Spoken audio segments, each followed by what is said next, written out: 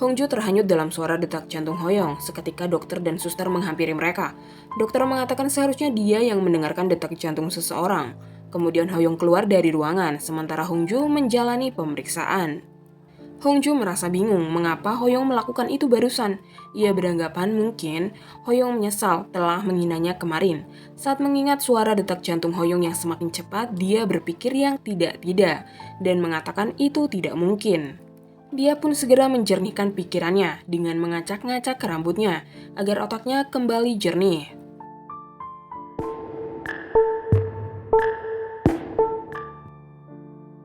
Di sekolah, Yeji berpamitan pada sang ayah untuk pergi ke rumah sakit lantaran Hongju mengalami kecelakaan. Ayah Yeji yang juga khawatir dengan keadaan Hongju ingin ikut ke rumah sakit. Namun, Yeji tak memperbolehkannya ikut. Lebih baik sang ayah menggantikannya untuk menutup kelas hari itu. Tak ingin putrinya pergi sendirian, akhirnya sang ayah menyuruh Son untuk mengantarnya ke rumah sakit. Awalnya Yeji menolak, tetapi karena taksi tak ada yang melewati tempat tersebut, dia pun terpaksa membiarkan Son untuk mengantarnya. Di rumah sakit, Hongju telah selesai menjalani pemeriksaan dan Hoyong mengantarnya ke kamar. Hongju berterima kasih pada Hoyong karena membantunya dan dia juga sudah memaafkan Hoyong yang telah menghinanya. Berbicara terus-menerus menjadikan lehernya sakit. Hoyong mengatakan jika Hongju harus memberitahu dokter tentang keadaan lehernya yang sakit. Setibanya di rumah sakit, ketika Yeji akan turun dari mobil, dia hampir terjatuh karena sepatunya. Beruntung Son menariknya ke belakang, sehingga dia tak terjatuh. Yeji pun segera berterima kasih pada Son. Namun Son sudah tak ada lagi di sampingnya, lantaran Son kini tengah membuka bagasi mobil di belakang. Mengambil sepatu Keds miliknya untuk dipakai Yeji, karena sepatu Keds akan lebih nyaman untuk dipakai dibanding sepatu yang Yeji pakai saat ini. Son memakaikannya sepatu tersebut, membuat Yeji tak menyangka ada pria baik yang memperlakukannya seperti itu. Sementara Paman Wook yang mengetahui Hoyong pergi ke rumah sakit dan meninggalkan kopernya di taksi juga ada di sana, tanpa mengetahui Hongju kecelakaan. Yeji yang melihatnya menghampiri Paman Wook. Keduanya pun masuk bersama ke dalam rumah sakit, sedangkan Son menunggunya di parkiran. Paman Wook kesal setelah mengetahui Hongju kecelakaan tapi tak memberitahunya. Padahal ia bisa menjadi wali Hongju.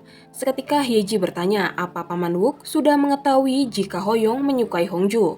Jika sudah mengetahuinya, maukah Paman Wook di pihak yang sama dengannya?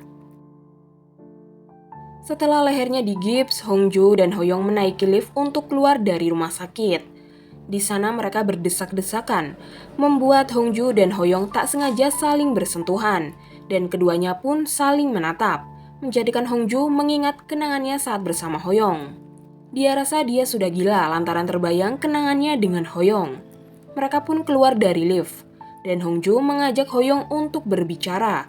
Dia meminta Hoyong untuk berhenti merayunya.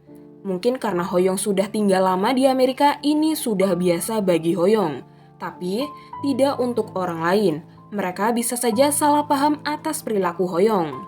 Jujur, Hoyong tak mengerti apa maksud dari perkataan Hongju. Hongju yang melihat Yeji langsung menghampirinya dan mengadu pada Yeji seperti anak kecil. Dia mendramatisir keadaannya, mengungkapkan bahwa dia tertabrak mobil besar sampai terluka parah. Sedangkan Paman Wook yang menghampiri Hoyong hampir memarahinya, namun tak jadi lantaran melihat Hongju. Di parkiran, Hongju menanyakan tentang kemarin Yeji yang berduaan dengan Hoyong. Mengingat itu, Yeji langsung menarik Son, berpura-pura bahwa mereka sudah berpacaran. Karena itu, Son tak bisa lagi menemui Hongju untuk kencan lanjutan. Yeji meminta maaf pada Hongju, ia merasa tak enak. Yeji menjelaskan bahwa kemarin dia ingin memberitahunya tentang ini pada Hongju. Namun Hongju sudah pergi. Dan Hoyong juga sudah mengetahui tentang hubungan mereka. Yeji berusaha keras membuat Hongju percaya jika Yeji kini tak lagi mencintai Hoyong. Yeji juga meminta agar Paman Wook ikut dalam mobil mereka, karena kantor Paman Wook searah dengan sekolah mereka. Paman Wook yang mengerti dengan kode dari Yeji pun mengiyakannya. Sedangkan Hoyong tersenyum melihat semua orang kini mendukungnya. Hyeji melakukan ini agar Hongju dan Hoyong bisa semakin dekat, walaupun hatinya teriris. Tapi tak apa, asalkan bisa melihat sahabatnya bahagia. Paman Wook memuji akting Son yang tampak nyata. Dia tak tahu itu bukanlah akting. Perasaan itu nyata adanya. Son sangat menyukai Hyeji. Hongju terpaksa pulang bersama Hoyong karena tak mungkin dia bisa naik bus dalam keadaan seperti itu.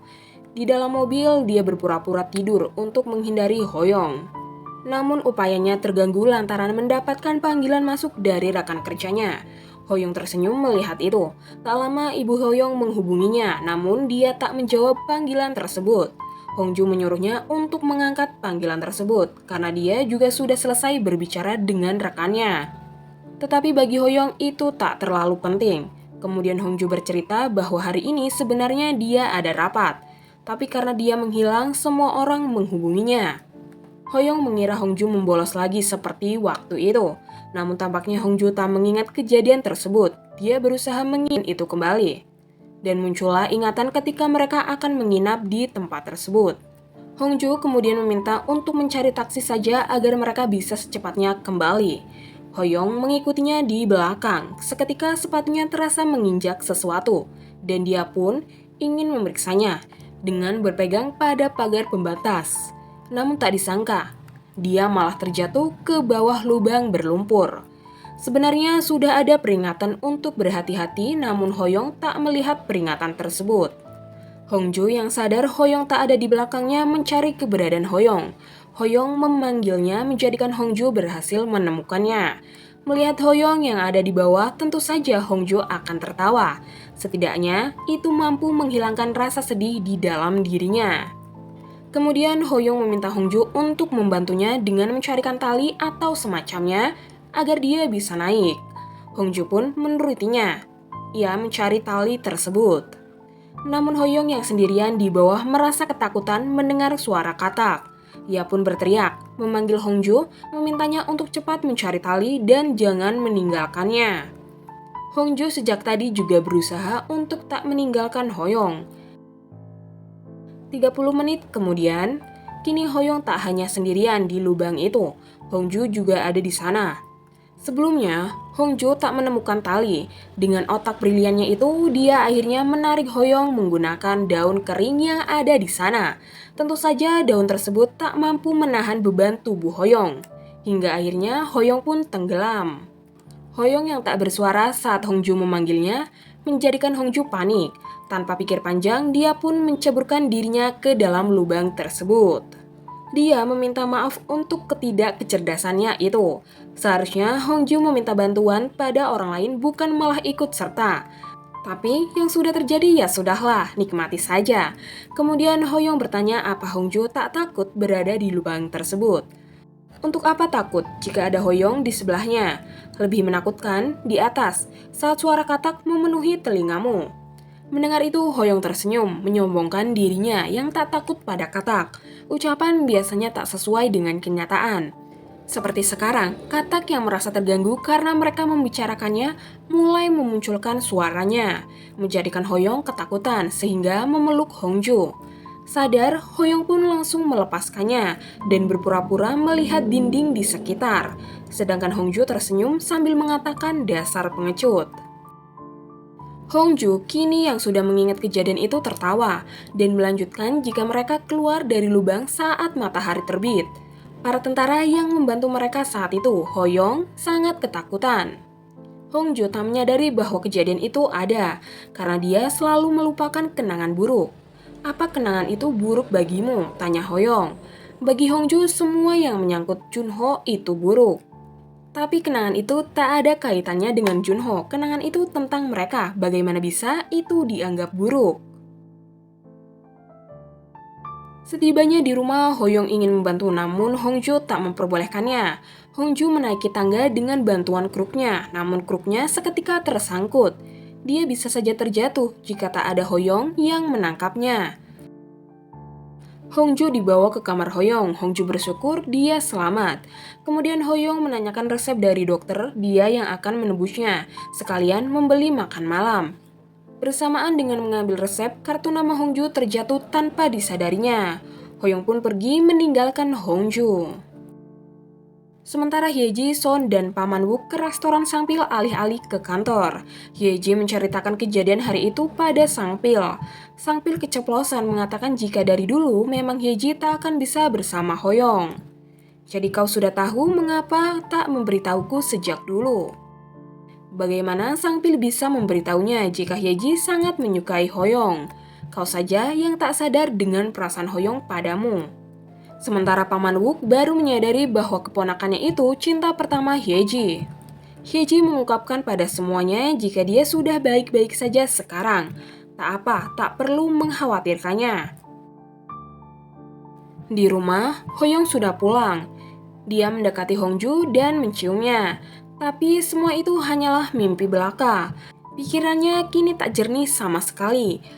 Tak mau terulang mimpi seperti itu lagi, dia akhirnya meninggalkan kediaman Hoyong, kembali ke rumahnya dengan merangkaki tangga.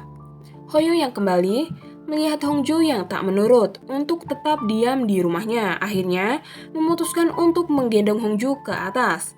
Karena tak ingin jatuh bersama dari tangga, jika Hongju melawan, dia pun hanya diam. Hoyong mendudukkan Hongju di kursi dan mengambil kruk yang ia tinggalkan, menyerahkan kruk itu pada Hongju, serta memberikan obat dan bubur padanya. Hoyong juga menyuruhnya untuk beristirahat. Hongju berterima kasih dan mengatakan Hoyong adalah pria yang baik. Hongju meminta maaf karena ingatannya tentang Hoyong kacau, tapi mereka juga tidak sedekat itu. Bagi Hongju, Hoyong hanyalah teman ketiga dari sekolahnya. Mendengar itu, Hoyong pergi meninggalkan Hongju setelah mengatakan jika Hongju bangun, dia bisa menghubunginya. Hongju berpikir apa Hoyong tersinggung. Dia kemudian mengingat kejadian Hoyong yang menggendongnya dan saat memimpikan Hoyong yang akan menciumnya. Dengan kesal, Hongju menyuruh roh jahat pergi dalam dirinya. Sementara Hoyong di dalam kamar membereskan tempat tidurnya sembari mengingat kata-kata Hongju, yang dirinya adalah teman ketiga dari Hongju di sekolahnya. Seketika Joseph menghubunginya, menanyakan mengapa Hoyong belum juga kembali ke Amerika. Hoyong menyatakan jika dia akan segera kembali. Namun, pada saat melihat kartu nama Hongju yang tertera sebagai produser animasi, dia mengatakan bahwa dia tidak akan kembali. Sembari tersenyum melihat kartu nama itu. Di kediaman Junho, dia tengah menonton animasi film, sembari membaca kembali surat cinta yang diberikan Hongju padanya. Begitu banyak surat cinta yang berserakan di lantai.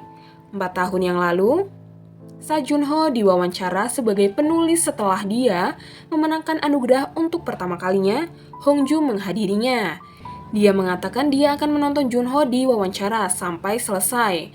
Namun, pada kenyataannya Hongju malah tertidur ketika wawancara dimulai. Sedangkan Junho menjawab pertanyaan dari reporter sembari memperhatikan Hongju. Hongju telah menarik perhatiannya selama wawancara berlangsung. Setelah wawancara usai, Junho mendekati Hongju, berniat membangunkannya dengan menyentuh rambutnya. Akan tetapi reporter wanita mendatangi Junho kembali. Dia menanyakan apa Junho tengah berkencan dengan seorang wanita. Junho mengiyakannya sembari melihat Hongju. Dia begitu terpikat oleh pesona Hongju. Kembali ke saat ini, Junho menghentikan pemutaran film saat nama Hongju tertera sebagai produser di film tersebut.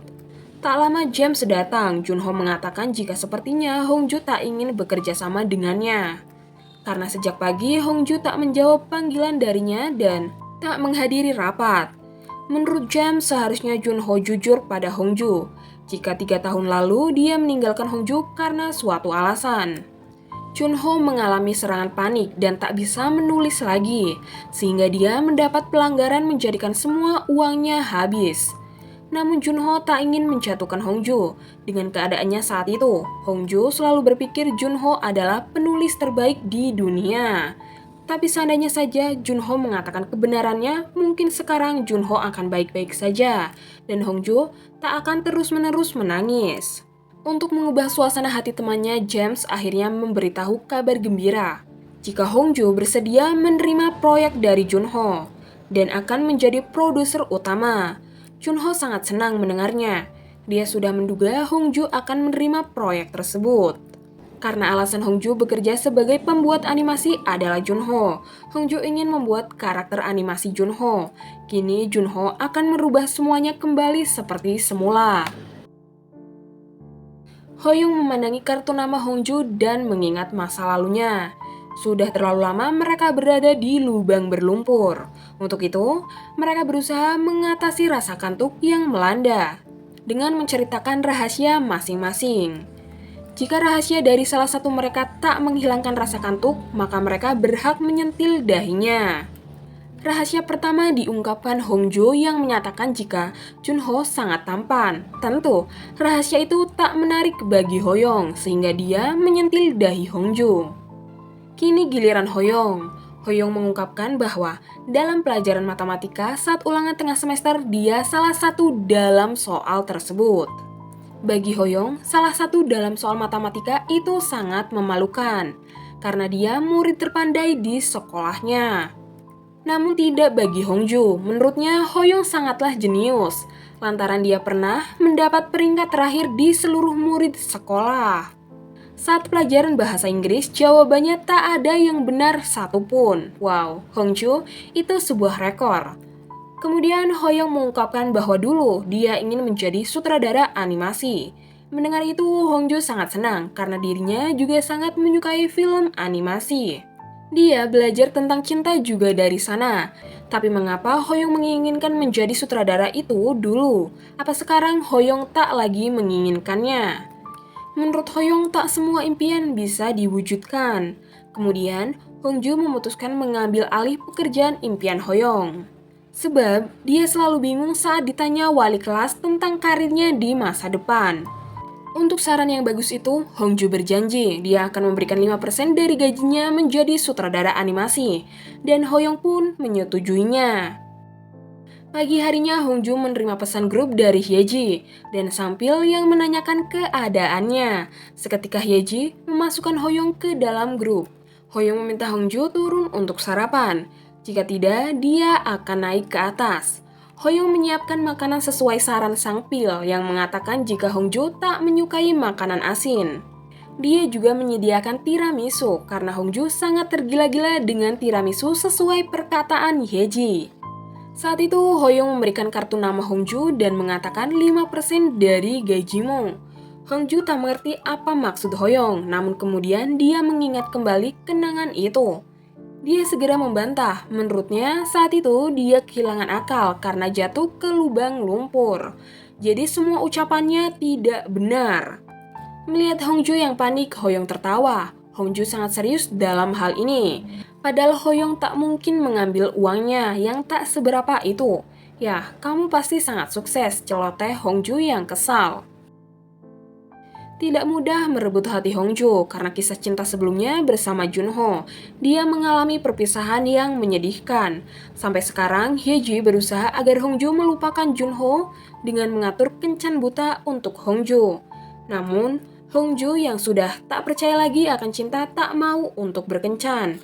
Dan akhirnya Hongju bertemu dengan Hoyoung. Hyeji tak tahu kenangan apa yang terjadi antara Hoyoung dan Hongju dulu, tapi yang pasti dia hanya ingin sahabatnya itu bahagia. Hyeji pun bertanya, lalu langkah apa yang ingin Hoyoung ambil selanjutnya? Hoyoung akan mengambil langkah terdekat, yaitu menjadi teman dekatnya. Kemudian Hoyoung bertanya, bagaimana dengan pekerjaan Hongju? Hongju menjelaskan bahwa dia hanyalah pegawai rendahan, belum menjadi sutradara, tapi dia akan memulai proyek baru dan menjadi produser utama. Hoyoung ikut senang untuk itu. Hongju pun menjadi tak sungkan untuk mengajak Hoyoung menonton film yang diproduksi olehnya. Di pena Peter, Junho mencari keberadaan Hongju. Ia tak melihat Hongju ada di sana. Dia pun segera menanyakan keberadaan Hongju pada rekan kerja Hongju. Ketika akan mengambil laptop untuk menonton film animasi, Hoyoung kembali ingin menggendong Hongju. Namun Hongju tak memperbolehkannya. Dia akan melompati tangga saja. Itu lebih mudah baginya daripada harus menggunakan kruk. Seketika Junho datang. Sebelumnya dia kira rapat dibatalkan karena Hongju kecelakaan. Tapi ternyata tidak. Dia malah berduaan dengan Hoyong. "Seginikah arti karirmu bagimu?" teriak Junho. Jika kinerja Hongju seperti ini, Junho akan memutuskan kerjasama dengan Hongju. Mendengar itu, Hoyong ingin menyela, namun dihentikan oleh Hongju. Dia berjalan menggunakan kedua kakinya yang masih sakit, mendekati Junho dan mengatakan, "Kalau begitu, keluarkan aku." Junho bingung mengapa Hongju bersikap seperti ini. Dulu, dia bilang akan selalu mencintai Junho, tapi apa sekarang? Dia sudah berubah. Hongju kemudian akan meninggalkan Junho, tetapi Junho menghentikannya. Melihat Junho yang menyentuhnya, Hongju memperingatkan Junho untuk tak lagi menyentuhnya, jika tidak Hongju akan menamparnya. Junho tak menyangka kata-kata itu akan keluar dari mulut Hongju. Keduanya pun meninggalkan satu sama lain. Hongju menangis di rumahnya. Hoyong menghampirinya, bertanya apa itu sangat sakit. Tentu, itu sangat sakit. Bahkan Hongju sangat malu karena romansanya yang gagal selalu dilihat oleh Hoyong. Tetapi Hoyong sebaliknya, dia merasa bahagia karena romansa Hongju gagal. Duduk berdua seperti itu mengingatkan Hoyong pada saat mereka jatuh ke lubang. Mendengar itu, Hongju meminta Hoyong untuk berhenti mengungkit masa lalu yang ingin dia lupakan. Kemudian, Hoyong mendekati Hongju, menyuruhnya untuk cepat sembuh dari cedera kaki dan sakit hatinya. Keduanya pun saling menatap. Dan tanpa pikir panjang, Hoyong langsung menyentuh bibir Hongju dengan lembut. Ketika di lubang berlumpur, Hoyong tak mampu menahan rasa kantuknya, sehingga tertidur dan bersandar di bahu Hongju, menjadikan jantung Hongju seketika berhenti berdetak. Namun, ketika kembali berdetak, jantungnya malah berdetak lebih cepat dari biasanya. Ada apa ini? Sepertinya hanya Hongju yang terkejut. Ingatan itu tak stabil, karena beberapa ingatan hanya diingat oleh satu orang.